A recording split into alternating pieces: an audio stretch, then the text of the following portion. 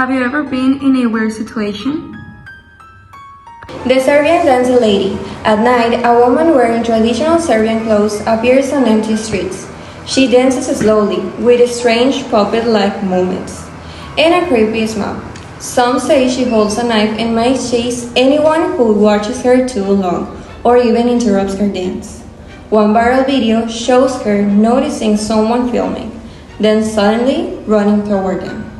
No one knows if she's a ghost, a myth, or just a prank.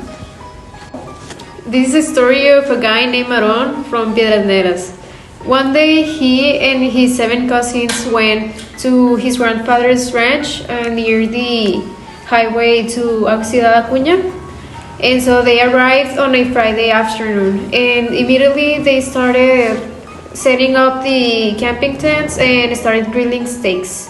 And the ranch was pretty big. They had enough space to play football at the back of the house, and they also had a swing set and some old trucks, and there was also a trail that led to a river. And so Aaron and his cousin went to get some wooden logs, and there they found a small cross made of 2 branches and also a small figure that resembled a voodoo doll.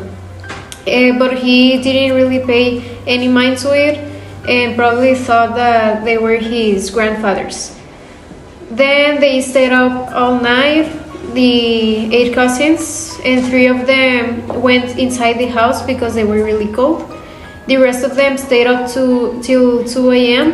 and then Aaron was about to turn in, but before getting inside the camping tent, he went to pee around one of the old trucks, and that was when he saw a goat like far from the old trucks. Then when he went to get inside the camping tent, he heard the swinging set move and creak, and when he turned around, he saw the goat sitting on the swing set. And he was about to go inside the camping tent once again when he heard a goat screaming very loud and screeching like it was in a lot of pain. And so he was really afraid, and he woke up his another cousin, and they saw how the goat stood up on 2 legs and went to the swinging set and started like balancing on it and laughing a lot. And so he woke up the rest of his cousins and went inside the house, where he saw his grandfather trembling and with a gun. And his grandfather told them that he had only heard the goat, but he had never seen it walk in 2 legs. The story I'm going to talk about, it didn't happen to me, but it happened to a friend of mine. He works for deliveries. He's more specifically for Rappi. And it was a Friday night around 9 p.m. He went to this store called Soriana. It's a local grocery store. And he was going to pick up an order. But when he got there, this lady went up to him, telling him, "It was you, it's you." And my friend kind of freaked out, like, "What are you talking about?" And so this lady said, "You're the one who killed my sister, my daughter. I see you every night in my dreams." And my friend just freaked out, right? Because he didn't expect that. And so this lady started bending down, and she was like, it's you, I see you every night, I see you." And so my friend just didn't know what to do, and he just called the managers and told them what happened.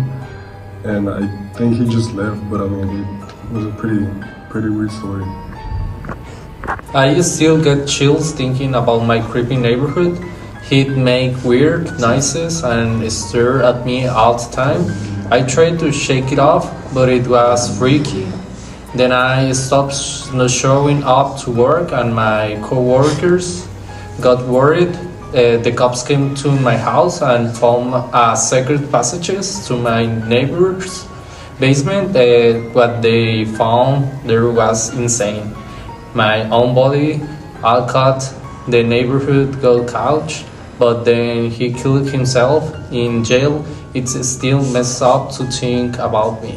I remember the time my dad, my uncles, and my cousins and I went to the family ranch, a ranch with a lot of memories, and memories where we sometimes went. Our dog named Flash accompanied us everywhere, and the ranch wasn't an exception. Near the ranch was our little house, which we used to shower, eat, and spend time when the weather wasn't quite right to be at the ranch. My cousin, who was 6 years old at the time, was very hyperactive and was never quiet. I remember he was always getting in trouble with my grandparents for his antics. One afternoon, when we were all near the campfire, we heard my cousin screaming. We weren't surprised at first, but after a while he kept screaming. But it wasn't like he normally screamed. It was a heartbreaking scream. That for a 6-year-old is very loud. My dad and my uncle, my cousins and I went to check in the house that everything was in order. When we arrived, we saw my cousin in tears, and he was telling us how he saw that Flash, our dog, was eating cereal with a spoon sitting on the table. At first, we found it strange and hard to believe, but my cousin had to go to therapy until he was 9 years old.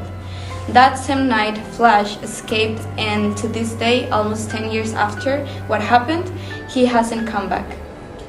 This is a story that happened to me several years ago. It all started when we went to attend to a family member's wedding near in the south of Mexico, in a place called Jojutla, Morelos, near Cancun. It was a lovely wedding, and several people went there. The problem wasn't there; it was what happened after the wedding, in the days to come. One of the days, we decided to go to the beach to have a relaxing time and to wind things down after the wedding, because it was a somewhat stressful event with all the planning and stuff. My brothers and I were playing at the beach, not noticing something happening in the waves. I was oblivious to the fact, and when it was time to go back to the shore, I was trying to swim back to the shore, and suddenly I was realizing that I was starting to get away from my family. I was starting to get sucked by the currents, by the waves, and before I knew it, I was like 500 feet away from the shore. Like I could barely see my family. I could only see them as little dots. I was starting to get stressed. I was starting to get scared because I couldn't see the bottom of the sea. I couldn't see anything. I was barely staying afloat. I tried to scream, but nobody could hear me. It was several minutes after being in the middle of maybe the sea, like half a mile away from my family, that someone came in a boat to save me. I was literally almost passed out of exhaustion and having to drink a lot of salt water. It was one of the scariest and near-death experiences that happened to me. It was very frightening and very, very tense.